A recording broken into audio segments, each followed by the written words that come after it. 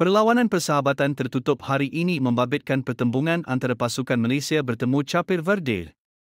Perlawanan yang berlangsung di Stadium Nasional Bukit Jalil itu berkesudahan dengan keputusan Malaysia tewas kepada Cape Verde 3-0 hasil sentuhan berbisa dua pemain pasukan pelawat.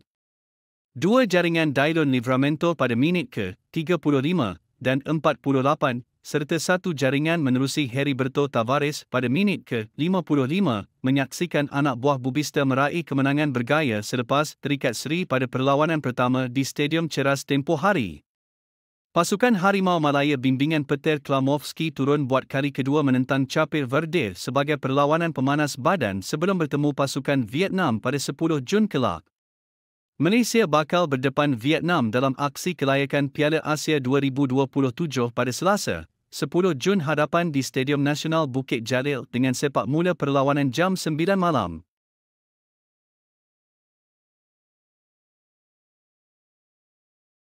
"37 pemain didakwa sedang dikenal pasti memiliki pertalian darah Argentina-Malaysia."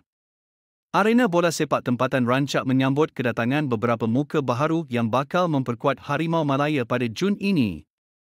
Kehadiran pertahanan La Liga, Facundo Garces menambah tonik skuad negara menjelang pertemuan dengan Vietnam bagi aksi kedua kumpulan F, pusingan kelayakan akhir Piala Asia 2027. Bukan itu sahaja, terdapat beberapa nama yang mula dikaitkan bakal menghampiri Harimau Malaya termasuklah Imanol Makusi, Rodrigo Holgado dan John Irazabal. Kehadiran pemain negara dari Amerika Selatan ini sudah pasti meraih tumpuan peminat bola sepak Asia Tenggara dengan laporan daripada media luar negara mengukuhkan perkara ini. Namun begitu, kabar angin daripada media di Venezuela menyebut bahawa usaha revolusi Harimau Malaya ini telah berjaya mengesan hampir 37 orang pemain berdarah Argentina.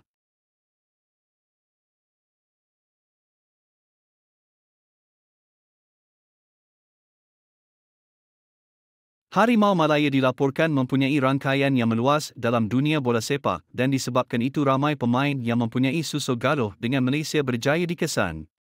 Jika sebelum ini, Hector Hevel dan Gabriel Palmero telah terlebih dahulu menyertai kem skuad kebangsaan di bawah kendalian Peter Klamovski.